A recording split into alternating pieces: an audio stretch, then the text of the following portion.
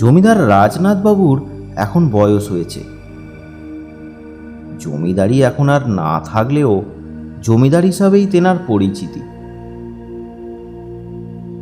গ্রামের মানুষের সুখ দুঃখে তিনি তাদের পাশে থাকেন।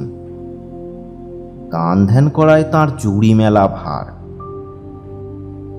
তার ছোট ছেলে রতন একদম বাবার মতো সরল, সাদাসিধে আর পরোপকারী। কিন্তু তার বড় ছেলে মানিক একদম তার বিপরীত। লোকে বলে সে তার অত্যাচারী ঠাকুরদার গুণ পেয়েছে।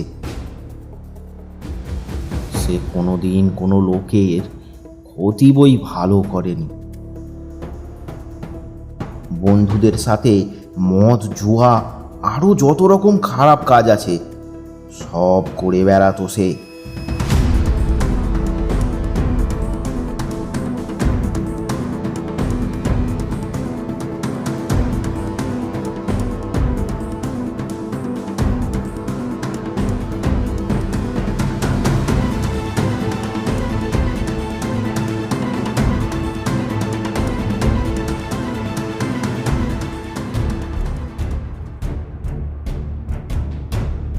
একদিন রাতে প্রচণ্ড নেশা করে বাড়ি ফেরে মানিক। দাঁড়াও, কি হলো আবার? গ্রামের মানুষ তোমার জ্বালায় অতিষ্ঠ। তোমার জন্য আমি গ্রামে মুখ দেখাতে পারি না। তুমি কি তা জানো না? কবে বন্ধ করবে তোমার এই সব বেয়াদবি? উফ বাবা, মেজাজটা আবার খারাপ করে দিলে তো। যাও গিয়ে শুয়ে পড়ো। হ্যাঁ, শুয়েই পড়বো। তবে শুনে রাখো, দুদিন পর তোমার এই ঘরে আর শোয়া হবে না। তোমাকে আমি ত্যায্যপুত্র করব। দুদিন বাদে উকিল সাহেব আসবেন। আমি আমার সব সম্পত্তি রতনের নামে লিখে দেব, আর তোমাকে 10 লাখ টাকা দেব। তুমি এই গ্রাম ছেড়ে চলে যাবে। হ্যাঁ, মগের মুলুক নাকি? আমি তোমার ছেলে। আমার ছেলে এই রকম হতে পারে না। গ্রামের মানুষের ভালো দেখবে না, এই রকম ছেলে আমার চাই না। তবে এখনো সুযোগ আছে, ভালো হয়ে যাও। নেশা ভাঙ ছেড়ে কাজে মন দাও। মদ ছাড়া বাঁচা যায় নাকি? যাও যাও, যা খুশি করো, আমার ঘুম পাচ্ছে। মানিক তার ঘরে গিয়ে শুয়ে পড়ল। রাজনাথবাবুর মন কষ্টে ভরে গেল। সকালে মানিকের ঘুম ভাঙতেই তার রাতের কথা সব মনে পড়ল। বাবা কি সত্যিই তাকে ত্যায্যপুত্র করবে নাকি? সন্দেহ মেটাতে মানিক তার বাবার ঘরে গেল।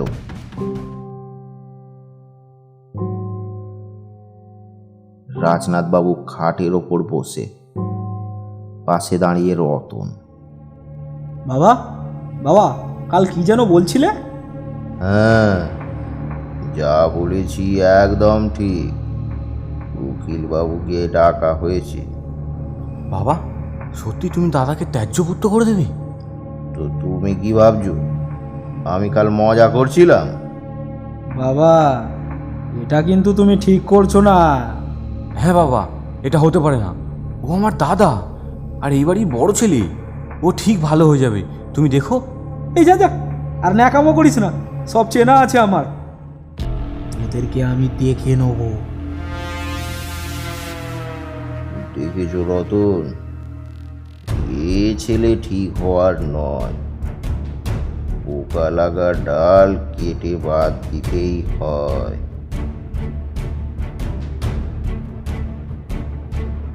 বাইরে বেরিয়ে মানিক ভাবতে থাকে কি করে সে সব সম্পত্তির মালিক হতে পারে, আর তার সাথে তার বাবা আর ভাইকে কি করে জব্দ করা যায়।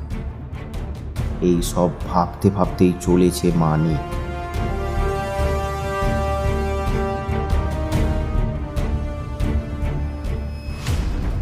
দুলালের মায়ের শ্রাদ্ধের কাজ চলছে।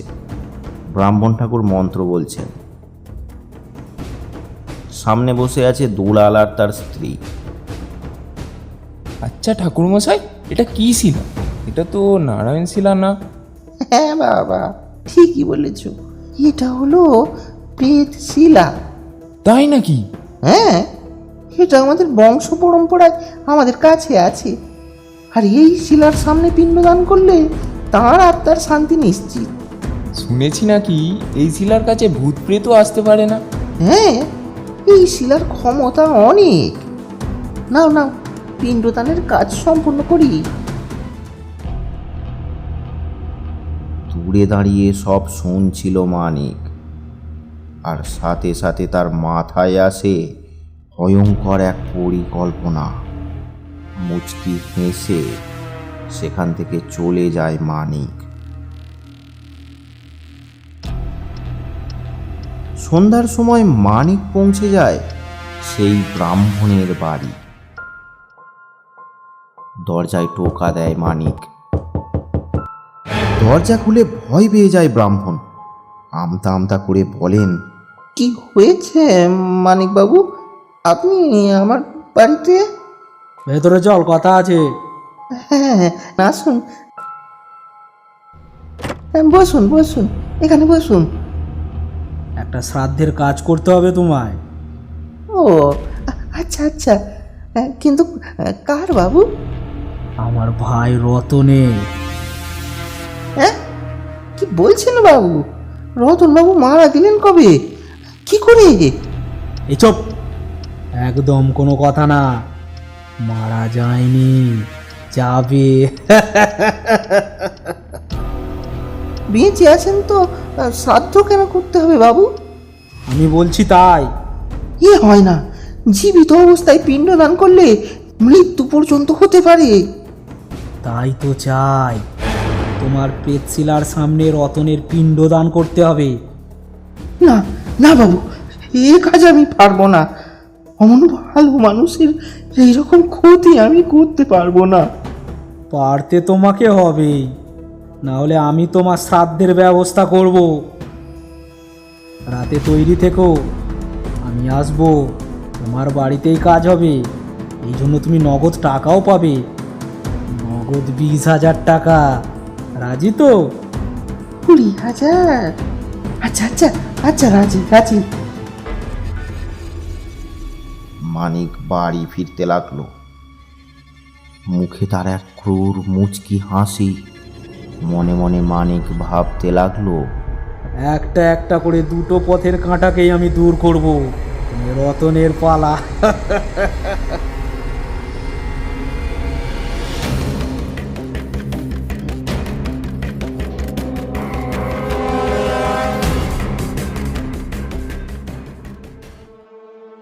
পরদিন খুব খুশি মনেই দিন কাটালো মানিক। রাত হতেই বেরিয়ে পড়ল। ব্রাহ্মণের বাড়িতে গিয়ে পৌঁছলো। ব্রাহ্মণ সব ব্যবস্থা করে রেখেছে। তার আসনের সামনে রাখা সেই প্রেত শিলা। মানিক পৌঁছতেই কাজ শুরু করলো ব্রাহ্মণ। মন্ত্র পড়ে প্রেত শিলায় পিণ্ডদান করলো রতনের নামে। 1 ঘন্টা পর কাজ শেষ হলো। মানিক ব্রাহ্মণের হাতে নগদ 20,000 টাকা দিয়ে বলল, এই নাও, কিছুদিন পর আর একটা শ্রাদ্ধ তোমায় করতে হবে, তার জন্য নগদ 25,000 টাকা পাবে। 25,000? আচ্ছা আচ্ছা, কবে কবে করতে হবে বাবু? বাবা, কার শ্রাদ্ধ আর জিজ্ঞাসা করলে না তো? এই 25,000-এর কাছে আর নামে কি আসে যায়? বাহ, এই তো চাই। আমি এখন আসি।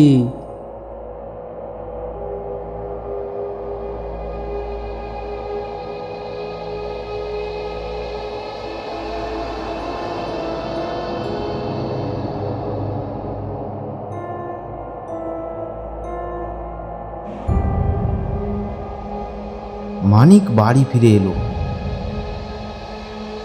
নিজের ঘরে যাওয়ার পথে রতনের ঘর পড়ে। জানালা দিয়ে উঁকি মেরে দেখলো মানিক। মারা গেছে নাকি? এমন সময় একটু নড়ল রতন। যা, মরেনি তো? হয়তো সকালেই মারা যাবে। যাই, ঘুমিয়ে পড়ি। পেট শিলায় পিণ্ডদান না কাজ হয়ে কোথায় যাবে? খুশিতে পড়ল মানিক।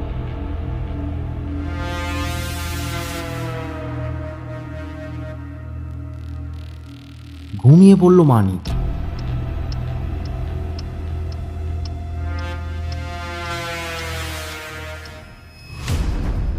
সকালে রামুর ডাকে ঘুম ভাঙল মানিকের। ধীর করে উঠে বসে মানিক। দাদাবাবু রতন দা। মারা গেছি? আগে না, খুব খুব বুকে যন্ত্রণা হচ্ছে। ডাক্তারবাবু এসেছেন, কিন্তু কিছু বুঝতে পারছেন না কি হয়েছে। জমিদার মশাই আপনাকে খবর দিতে বললেন। রামু চলে গেল। মানিক রতনের ঘরে গিয়ে দেখল রতন যন্ত্রণায় চিৎকার করছে। বাবা রতনের পাশে বসে। কি হয়েছে রতন? ব্যথা হচ্ছে খুব? ডাক্তার কি বললো বাবা? ডাক্তারবাবু তো ঔষধ দিল, কিন্তু যেই কে সেই। উকিল মশাইয়ের আজকে আসার কথা, তুমি একটু ওনাকে ফোন করে বারণ করে দাও তো। আচ্ছা বাবা।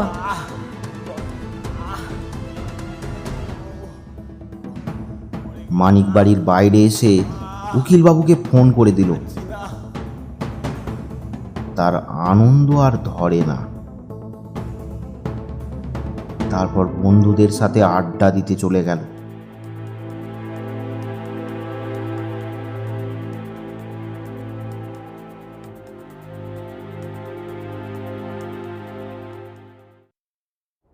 সারাদিন আড্ডা দিয়ে আর নেশা করে রাতে বাড়ি ফিরল মানিক। মনে মনে ভাবল, এতক্ষণে নিশ্চয়ই সব শেষ হয়ে গেছে।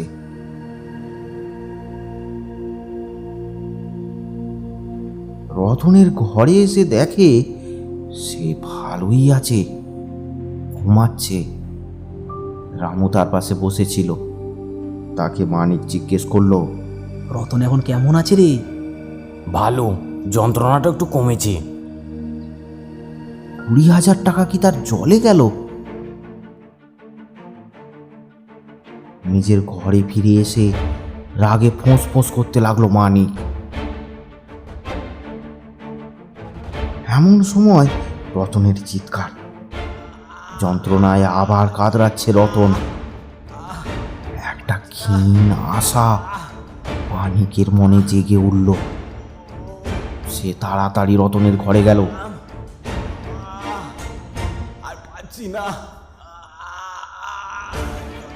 খাটের পাশে দাঁড়িয়ে রতনের ছটপটানি দেখে মজা নিতে থাকে মানিক। মনে মনে ভাবে, এই বুঝি রতনের দেহটা নিস্তেজ হয়ে যাবে। কিন্তু না, রতন এখনো বেঁচে আছে। জমিদার বাবু ছুটে এসেছেন। কিছুক্ষণ পর রতন আবার স্বাভাবিক হয়ে ওঠে। বাবা, এখন কেমন আছো? শহর থেকে বড় ডাক্তার আনতে পাঠিয়েছি। দেখো, এবার তুমি ঠিক ভালো হয়ে যাবে। মানিক আর সহ্য করতে পারে না, ঘরে চলে যায়।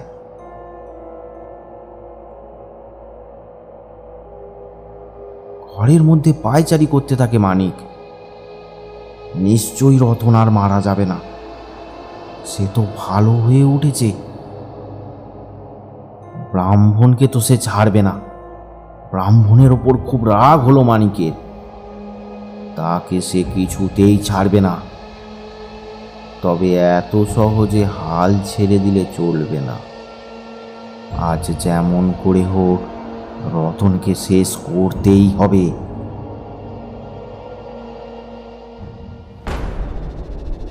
জমিদার মশাই, তাড়াতাড়ি আসুন, রতন দাদাবাবু আর নেই।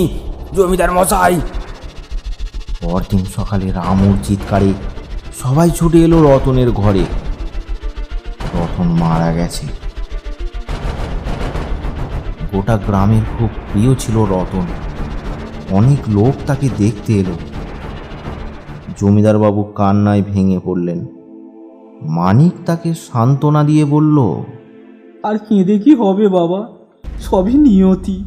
তুমি নিজেকে শক্ত করো বাবা, তুমি নিজেকে শক্ত করো। ছেলেটা আমাকে ভালো চিকিৎসা করারও সুযোগ দিল না।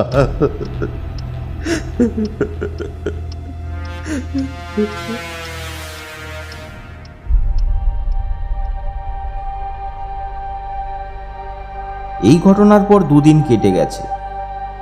জমিদারবাবু একেবারে একা হয়ে গেছেন। দুঃখে তিনি আর বাড়ির বাইরে বের হন না, ঘরেই বসে থাকেন। তাই মানিকের বারবারন্ত আরও বাড়ল। মানিক ঘুণাক্ষরেও টের পেল না যে তার ধ্বংসের দিন ঘনিয়ে এসেছে।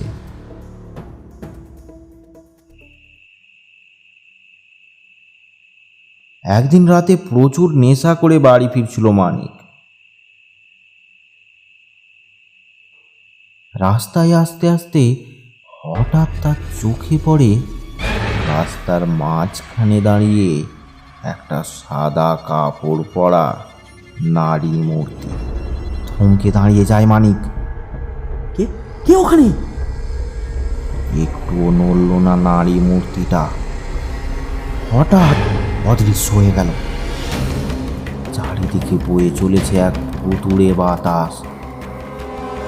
মানিক এদিক ওদিক দেখতে লাগলো, কোথাও কেউ নেই।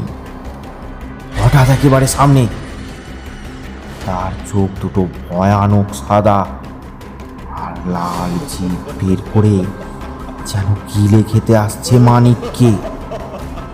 তার সাথে চারিদিকে এক ভয়ানক অট্টহাসি। পেছন থেকে আর এক ছায়া মূর্তি 2 হাত বাড়িয়ে তার গলা টিপতে আসছে। মানিক পালাতে গিয়ে বুঝতে পারে দৌড়ানো তো দূরের কথা, এক চুলও নড়তে পারছে না সে। ভয়ে ঠক ঠক করে কাঁপছে মানিক। এমন সময় একটা আবঝা অবয়ব কোথা থেকে এসে যেন এক ঝটকায় সব অশুভ শক্তিদেরকে নিয়ে চলে গেল।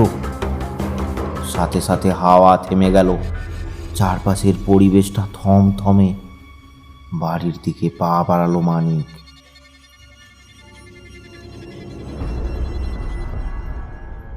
ঘরে গিয়ে শুয়ে ভাবতে লাগলো, আর মনে হয় আমি বাঁচবো না, ও ঠিক আমাকে মেরে ফেলবে। এই নিশ্চয়ই রতনের কাজ, ভূত হয়ে আমার গলা টিপতে এসেছে। কিন্তু হঠাৎ কি হলো, থেমে গেল কেন? আমায় মারলো না কেন? কাল সকালে একবার ব্রাহ্মণ মশাইয়ের কাছে যেতে হবে।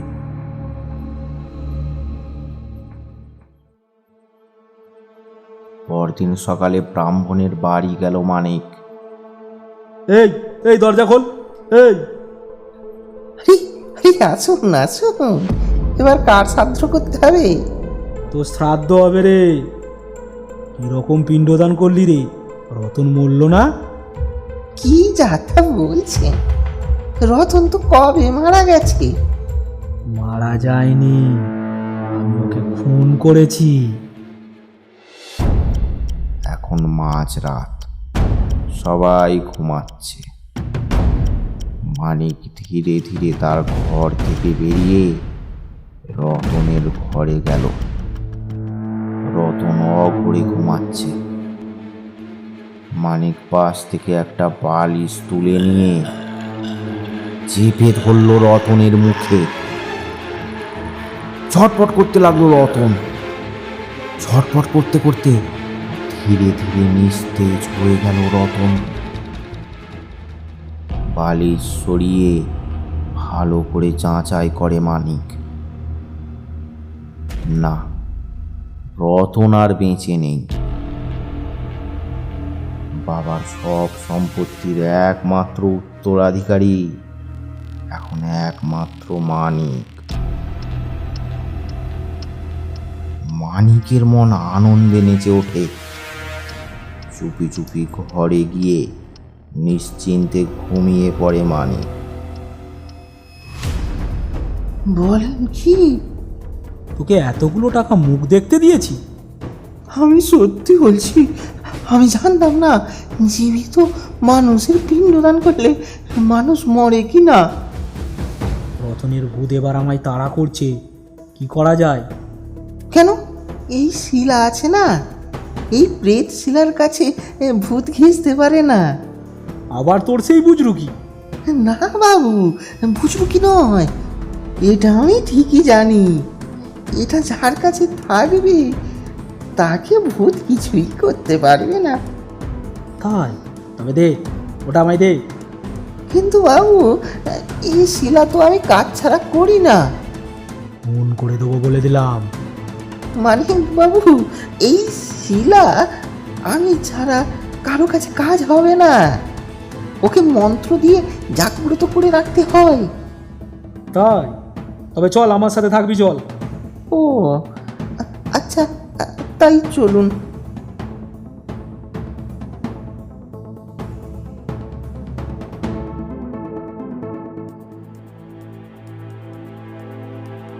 মানিক সারাদিন ব্রাহ্মণকে সাথে নিয়েই ঘুরল।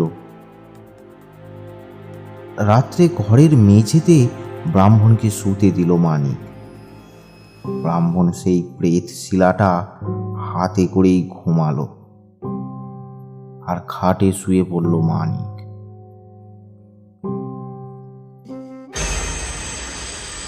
মাঝরাতে একটা বিকট শব্দে ঘুম ভেঙে গেল মানিকের।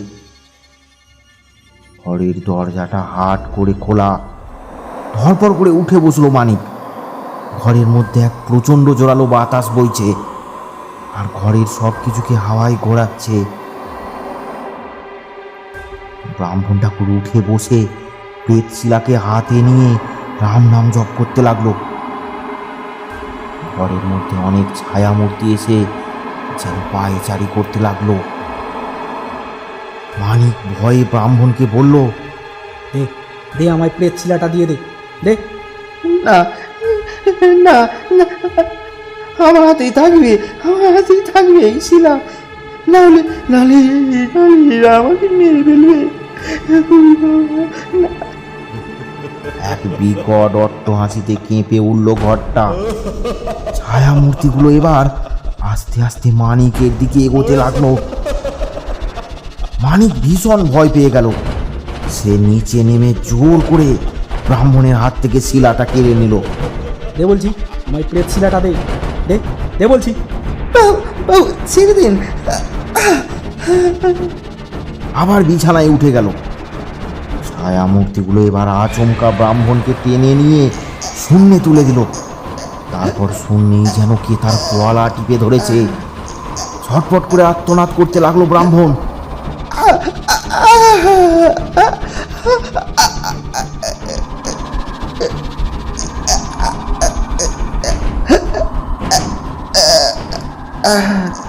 তারপর ছটফট করতে করতে একসময় স্থির হয়ে গেল ব্রাহ্মণ।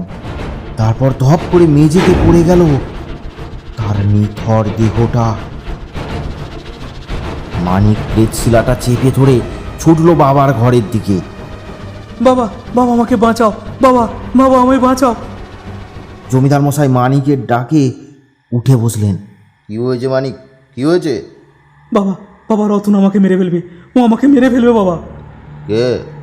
ভূত বাবা, ভূত, রতনের ভূত আমাকে মারতে চায়। এমন সময় যেন কেঁপে উঠল চারিদিক। একটা দমকা হাওয়া বইতে শুরু করলো ঘরের মধ্যে, আর তার সাথে বাতাসে ভেসে এলো একটা মিষ্টি গন্ধ।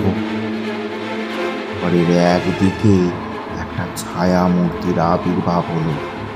এই দেখো বাবা, রতন আমাকে মেরে ফেলবে, বাবা, বাবা আমায় মেরে ফেলবে।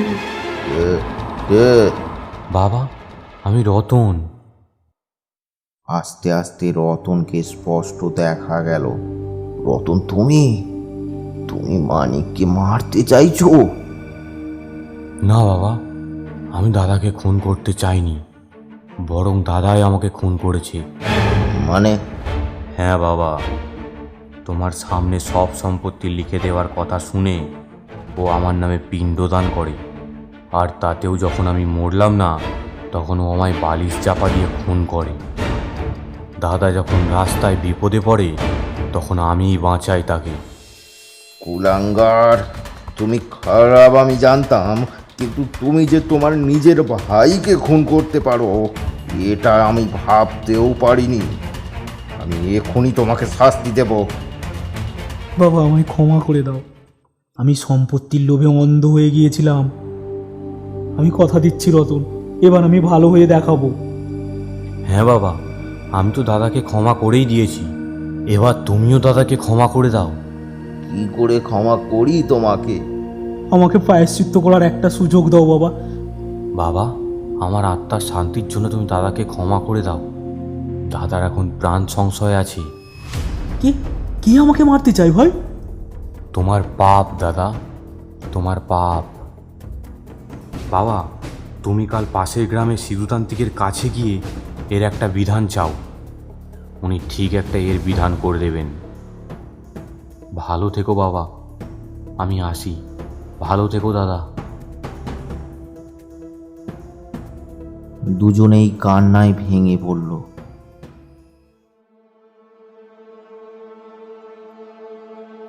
সকাল হতেই মানিককে সঙ্গে নিয়ে জমিদার মশাই নিজে গেলেন সিধুতান্ত্রিকের কাছে। সিধুতান্ত্রিক বললেন, হ্যাঁ ঠিক আছে, যা তোরা, আমি রাতে যাচ্ছি। শ্মশানে আমি ওই আত্মার আহ্বান করব। যা।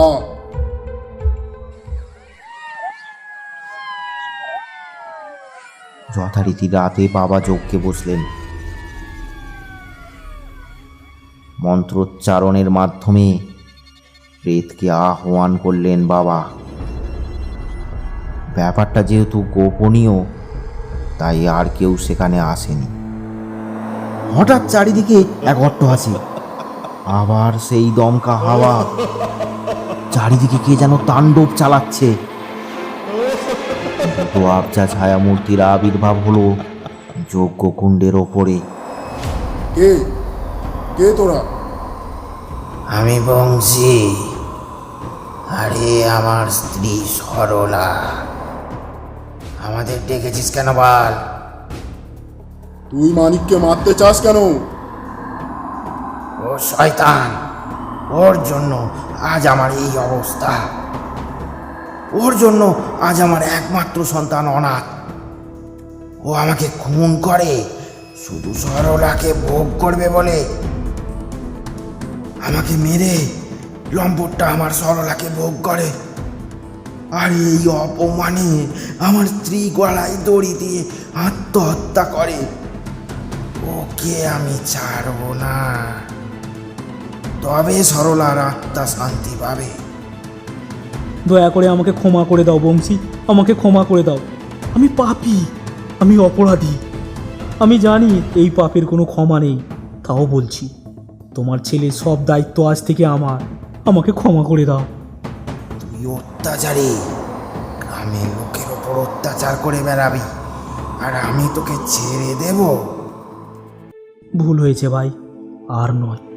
আমি নতুন করে বাঁচতে চাই, আমাকে ক্ষমা কর। কিছুক্ষণ সব চুপ। তারপর হাওয়ায় মিলিয়ে গেল ছায়া মূর্তি দুটো। তোরা গিয়ে এদের পিণ্ডদান করে আয়, আর মানুষের সেবা কর, এতেই তোর মুক্তি।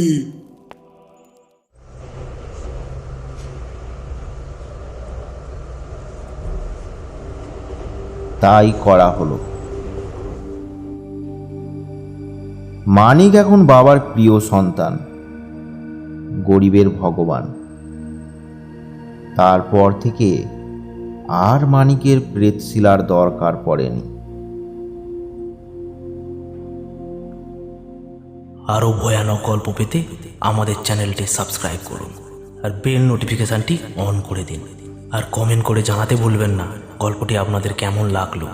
কমেন্ট বক্স থেকে আমাদের কিছু পছন্দের কমেন্ট আমরা তুলে ধরবো পরের গল্পের শুরুতে। কমেন্ট করে পাশে থাকুন।